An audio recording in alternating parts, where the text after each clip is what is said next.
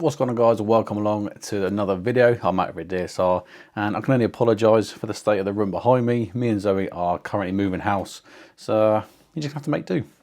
But you've not come here to that. You've come here to see the new DJI Osmo Action 6.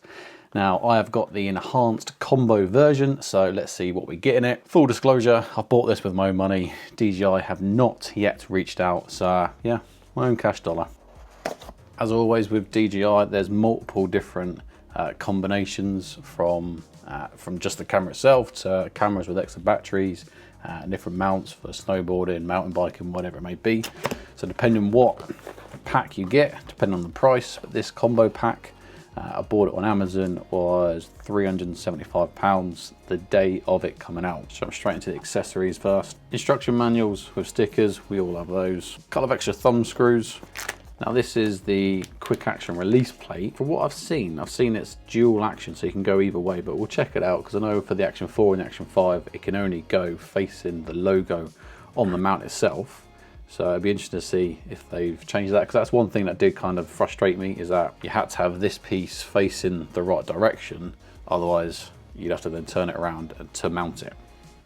So fingers crossed they've sorted that out, but I don't know. USB-C charging cable, the extra charging case with a couple more batteries. And what's great to see as well is that these all come with the 1950 milliamp hour batteries. It's disclosed on their website that these are good for 4 hours, and also they're tested in cold weather conditions, which is perfect because over in the UK it was snowing today. Cool. So we do actually get 2 quick action release plates, 2 thumb screws, cable, and the charging pack. The reason I personally went with the enhanced combo is I just wanted more batteries, really.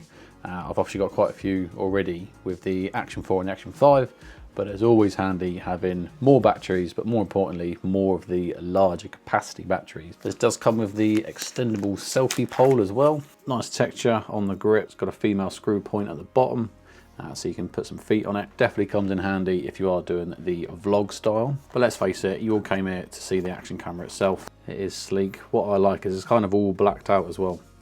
So obviously wear it with the, well, I say all blacked out apart from the power button at the top. But with the Action 4 and the 5, the numbers 4 and the 5 Pro are red. It's definitely more sleek.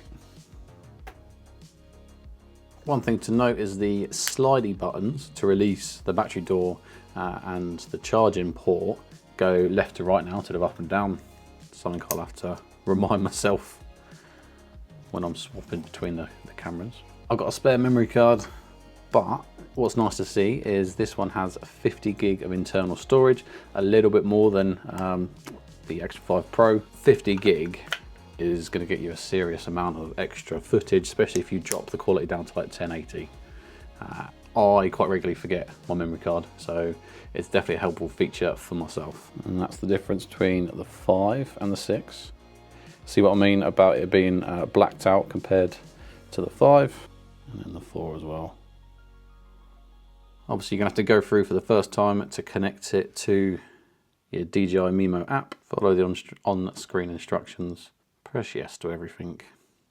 And yes, there is a firmware already required, so I'm just going to go ahead, let that do its thing before we actually start looking at the camera itself.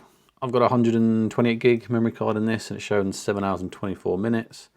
Like I said, obviously we do have that 50 gig as well. 50 gig at 1080p is going to give you just over 3 hours. So like I said, if you do forget your memory card, it's no problem.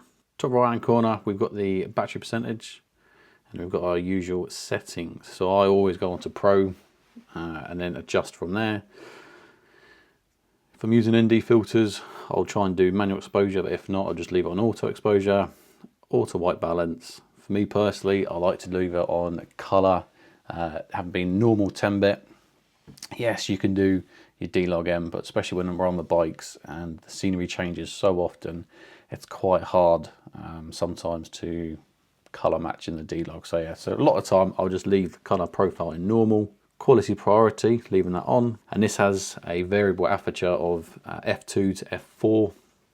That's going to greatly enhance any low light situations as well. So you can choose to fix it in manual, or you can do auto, but then you can also then give it the parameters. So at the minute I've got auto f2 to f4. But if you want, you can go 2.2, 2.4, 2.6 or 2.8 up to f4. Oh yeah, fix it at 2.8. Oh, they've got something called Starburst, which is f4, so that's definitely going to be for nighttime filming and photography, where the lights just have that little star effect. One thing to note, when you're on f4, it says minimum focus distance is 20 centimeters, and when you go to a fixed f2.8, minimum focus distance is 35 centimeters. So that was always one of the things you find with this, is when you are using the action camera to try and look in detail on something, especially on the bike, a lot of time behind the bike is in focus. So potentially fixing it at f4 might allow us to get a little bit closer. Image adjustments always go -2 on both texture and noise reduction. They're always just a little bit too over digitally sharpened, in my opinion. And then stabilization at daily. Now for the field of view, we've actually got 4 different options. You've got standard D-warp, natural wide, wide, and ultra wide. Now the biggest difference in that list compared to the Action 4 and Action 5 will be natural wide, because as soon as you start going wider with the field of view, your lines start to come a bit more curved, a bit more fisheye. So that natural wide will kind of just straighten everything out, but give you that little bit more field of view compared to the standard D-warp. And then the stabilizations, like before, rock steady plus, horizon balancing, and horizon steady. Now with this, we have got the new 1/1.1 inch sensor, so it's almost a square. So that is going to give us the great flexibility in post later on, whether it be for Instagram, for YouTube Shorts by the 9x16, or whether we want to go 16x9. And that new sensor with like the horizon balancing, it's going to make for some great, fantastic, flowy scenery shots. Don't worry, we will test all of these out on the bike as soon as we can. And yeah, you can pick aspect ratio between custom, default, portrait, and landscape. For me, with the action cameras, I like to have 2 main settings when I'm filming. The first one being for when I'm on the bike, so that's going to have the rock steady on and the widest field of view I can go. And then the second one will be when I'm off the bike walking around. That's when I'm going to have D-warp on, but I usually like to leave rock steady on as well, just to kind of take away the hand judders whilst I am walking around. So with the previous Action 4 and 5, you had voice control. Now with the 6, you get voice control, but also gesture control. And all you need to do is hold your palm up to the camera, it recognizes it, and you can have the setting on to take a video or the photo. And so I've got it set to video, start and stop recording. If the camera is on my helmet, I can literally hold my palm up to the camera, and there you go. It's recognized it and it started recording. And then do what I need to do, and then I can just lift it back up, give it a few seconds. Well, there you go. It probably took about 6 times of doing it. Maybe it's me, maybe it's the camera. Trial and error. But I know I personally do use the voice control quite a lot, so it is nice to have something else, especially if I'm potentially using the different cameras at the same time. Maybe I want to start one or stop one and not the other, so I could do the gesture control for this one and then leave the Action 5 Pro running. When you go into the settings on the camera, obviously you can connect your wireless mic, and if you've been under a rock and you don't know that DJI's ecosystem is amazing, I've got the DJI Mic 2 and the DJI Mic Mini, and then you can connect 2 different audio sources to the camera at once. Honestly, they just work so seamless, it's fantastic. On option here, there is wireless earbuds as well.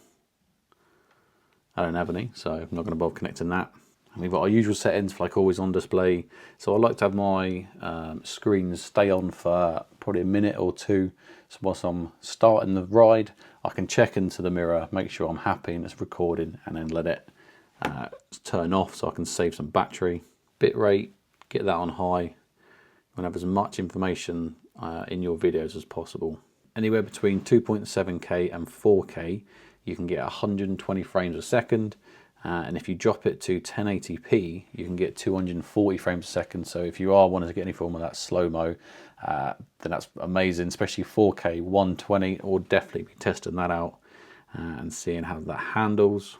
What's great as well is without any extra casing on this, this is waterproof to 20 meters. If you do then go diving beyond 20 meters, you can then get the waterproof case as well, and then that'll take it to well beyond your diving capabilities. And the last few features on the Action 6 then this time is we have built-in LUTs as well, so you can change the style and the look of your footage in camera. Most people tend to do that when they're in the editing phase, but if you're doing a short or something and you want to get a certain look straight away, then that's a really simple and easy way of doing it. Also, this is the inbuilt audio. Again, something that DJI do really, really well. It's just how clear and great it does sound straight from the camera. And what's great to see as well is you can have the screens kind of turn off when you are filming and set them to different times, like I said earlier. So that's the back, but also more importantly, that's the front.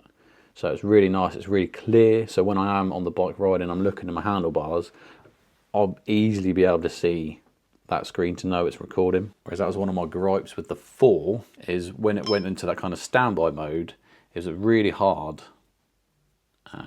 to see or to look for the little blinking, flashing red light. So for reference, that's the 4 recording. So all you could see is that little flashing LED there, so you have to kind of hold it for a few seconds in the mirror to see it was recording, whereas now it looks like that. If you've got the Action 5 Pro, it is exactly the same. Well, that's been a not so quick unboxing, quick overview of the DJI Osmo Action 6 for 2025. And we will be taking this out on the bike, seeing how it handles daytime, nighttime, comparing it to the Action 4 and the Action 5. So if you've got the 4, do you need to upgrade? If you've got the 5, do you need to upgrade? Well, luckily for you, I've got all of them, and you'll be able to see the footage and make your own decision from there. Well guys, thank you very much for watching. Appreciate you taking the time. Like, subscribe to the channel, because obviously we've got plenty more Action 6 videos coming very soon. And there's nothing to say, but until the next one, ride safe.